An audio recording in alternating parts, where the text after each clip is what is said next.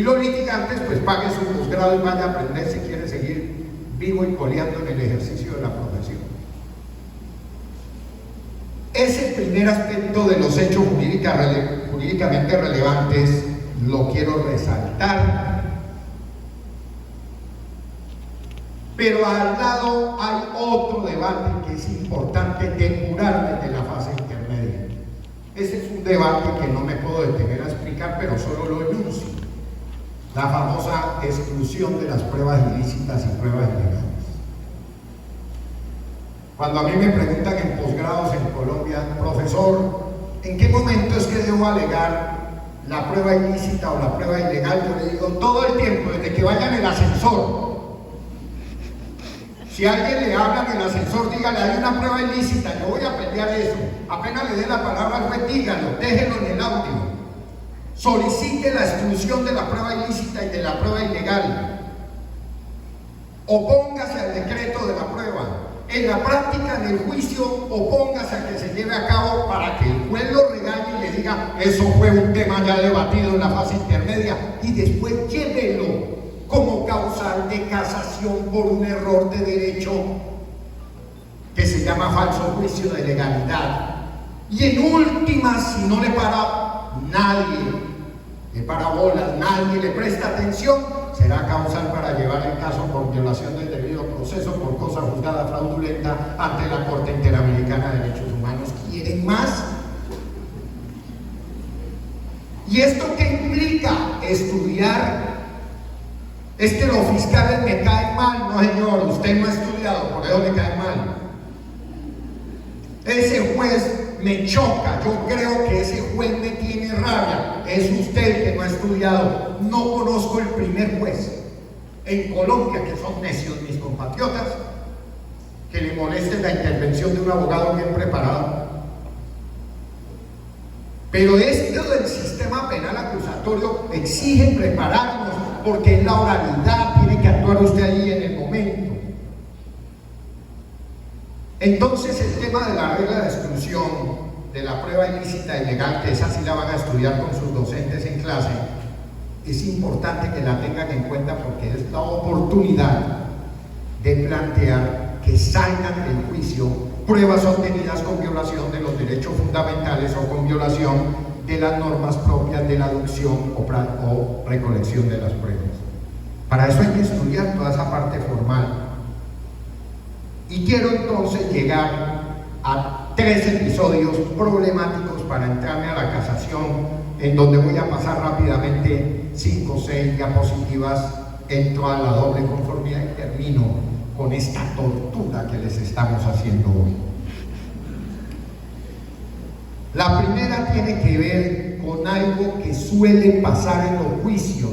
El que no haya llegado a prueba testimonial, anótelo y le pregunta después al profesor cuando llegue.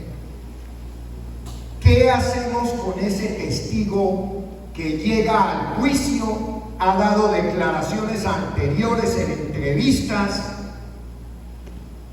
pero de repente en el juicio, como dicen en Colombia coloquialmente, se raja y termina retractándose? Y el sistema acusatorio de entrada en Colombia pues no tenía prevista una solución a un caso de esos. Tuve una audiencia en Colombia donde el fiscal llevó un testigo importantísimo y en pleno juicio dijo, no, eso que yo dije fue producto de unas amenazas que yo tenía. Un candidato presidencial que asesinaron en Colombia, Álvaro Gómez Hurtado, ¿cuánto le hubiera servido llegar? Tuvo, por el homicidio de él, hubo una investigación y tuvo un testigo que se retractó 3 veces. Parecía bailando un vals, para allá y para acá, que no, que sí, que no, que sí. Y claro, son procesos conflictivos. ¿Qué hacemos con ese testimonio?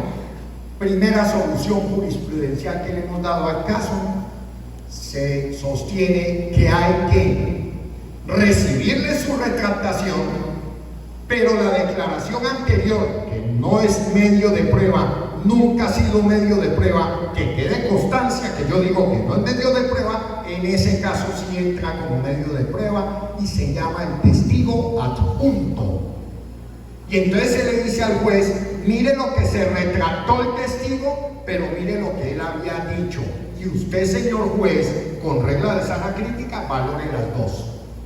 Es el único caso en Colombia que hemos encontrado donde la declaración anterior, que no es prueba, ingresa como prueba solo si y solo si se retracta el testigo. Segundo caso.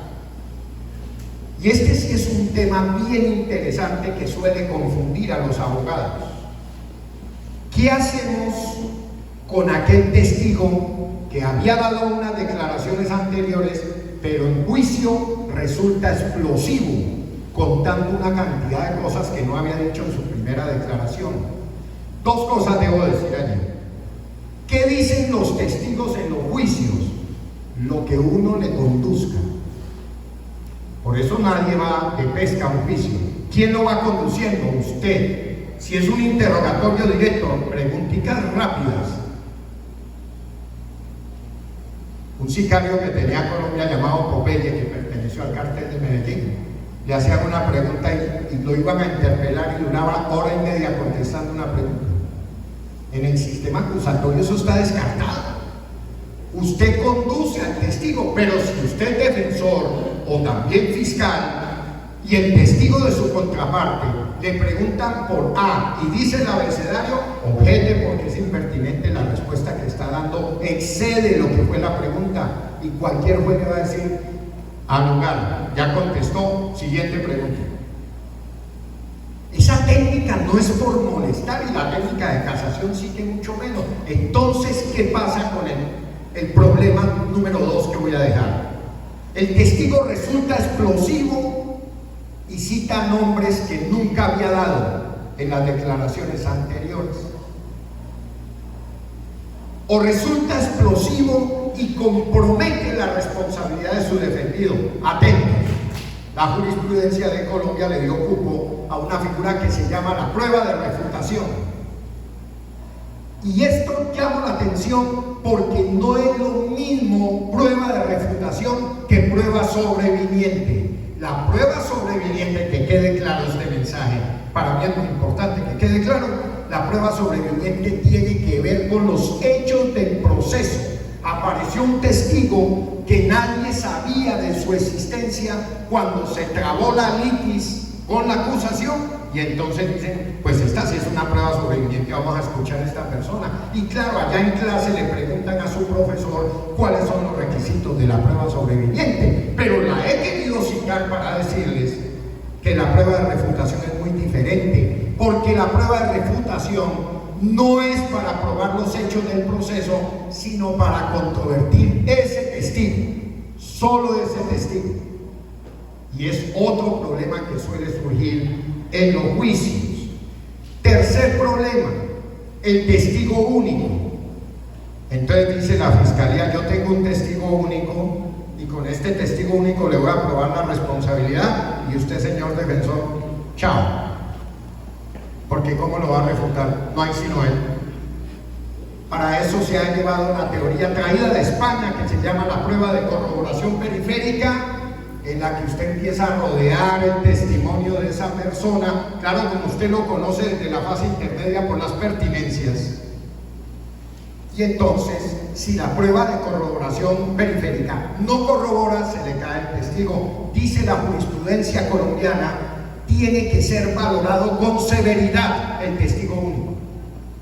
No puede ser valorado igual que con aquella regla de que se aprecia en conjunto, es que es único. Y por tanto tiene que ser una prueba de absoluta gravedad en el compromiso de responsabilidad. Y con esto voy a terminar en